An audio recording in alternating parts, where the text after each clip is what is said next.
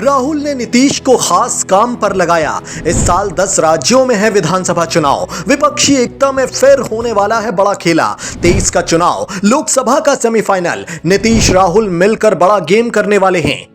लोकसभा चुनाव का बस 1.5 साल बचा है। 2023 में 10 राज्यों में विधानसभा चुनाव भी हैं। नीतीश, अखिलेश, ममता, राहुल एकजुट होकर बीजेपी के वोट बैंक को अपने पाले में खींचने की कोशिश में हैं और मोदी, शाह, योगी, नड्डा विपक्षी एकता की एक बार फिर हवा निकालने की जुगत में हैं। मतलब 23 और 24 के रण में आपको एक्शन, ड्रामा, सस्पेंस सब देखने को मिलेगा।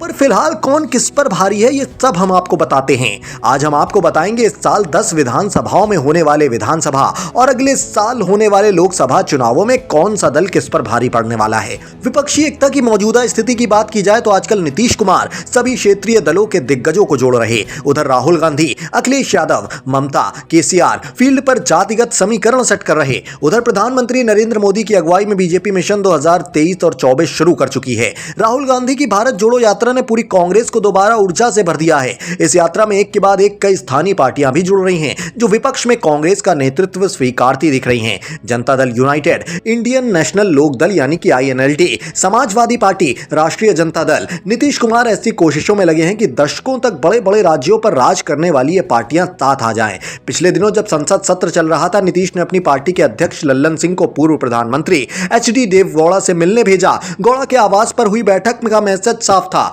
नीतीश की JDU और देवगौड़ा की JDS का विलय हो जाना चाहिए। कहा जाता है नीतीश ने देवगौड़ा पर फोन पर बात भी की। देवगौड़ा ने हाँ या ना में जवाब तो नहीं दिया, लेकिन रिस्पॉन्स पॉजिटिव था। बकौल लल्लन सिंह, उन्होंने मुझे बाकी समूहों से भी बात करने को कहा। अगर हमें 2024 की लड़ाई गंभीरता से लड़नी है तो जनता दल के पुराने सहयोगियों को एकजुट करना हमारे एजेंडे का हिस्सा है। नीतीश ने बिहार में सहयोगी RJD से भी बात की। RJD का आखिरी फैसला लालू प्रसाद यादव और बेटे तेजस्वी यादव के हाथ में है। लल्लन सिंह के मुताबिक INLD को भी विलय से गुरेज नहीं है। नीतीश चाहते हैं कि जनता दल के पुराने दिन वापस आ जाएं। उनके प्लान का पहला चरण, कुनबे से बिखरी पार्टियां एकजुट होकर नया मोर्चा बनाएं और विपक्ष में अहम भूमिका अदा करें। वो VP सिंह जैसा करिश्मा दोहराना चाहते हैं। दूसरे चरण में नीतीश का प्लान है कि क्षेत्रीय दलों को इस मोर्चे का साथ देने के लिए बनाया जाए। फिर तीसरे चरण में कांग्रेस से समर्थन जुटाया जाएगा। अगर ये योजना फलीभूत नहीं होती तो आजमाया हुआ नुस्खा भी है, ज्यादा से ज्यादा गैर बीजेपी दलों को एक मंच पर ला दिया जाए, फिर कांग्रेस से समर्थन हासिल कर लिया जाए। नीतीश का प्लान अभी शुरुआती दौर में ही है। बिखर चुके कुनबे को एकजुट कर पाना इतना आसान नहीं।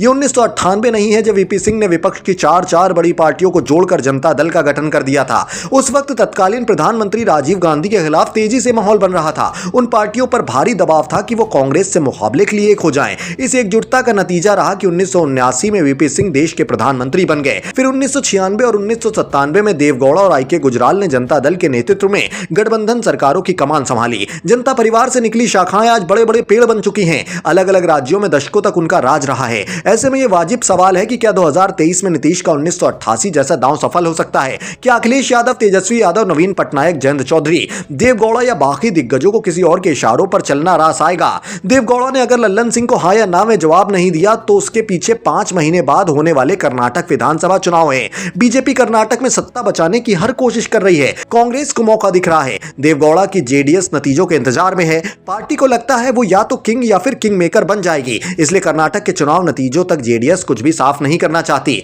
2024 आम चुनाव से पहले 2023 में 10 राज्यों के विधानसभा चुनाव होने हैं। कर्नाटक में कांग्रेस जीती तो उसे मनोवैज्ञानिक बढ़त हासिल होगी। तेलंगाना में भाजपा मजबूत हो रही है। वहां के CM के चंद्रशेखर राव की नजरें भी केंद्रीय राजनीति पर हैं। उन्होंने पार्टी का नाम भी बदलकर भारत राष्ट्र समिति कर दिया है। कांग्रेस के लिए चुनौती राजस्थान और छत्तीसगढ़ को बचाने की है। मध्य प्रदेश में भी उसकी राह आसान नहीं है। इन राज्यों में कांग्रेस का प्रदर्शन तय करेगा कि क्षेत्रीय दलों के दिग्गजों के साथ विपक्ष में उसकी भूमिका क्या होगी। फिलहाल विपक्षी एकता के इस नए तरह के बनते समीकरण और चुनावों के लिहाज से बीजेपी की रणनीति में जितने भी बदलाव होंगे, यूं ही अनफिल्टर्ड तौर पर आप तक पहुंचता रहेगा नेशनल न्यूज नाउ के जरिए। शुक्रिया, नमस्कार।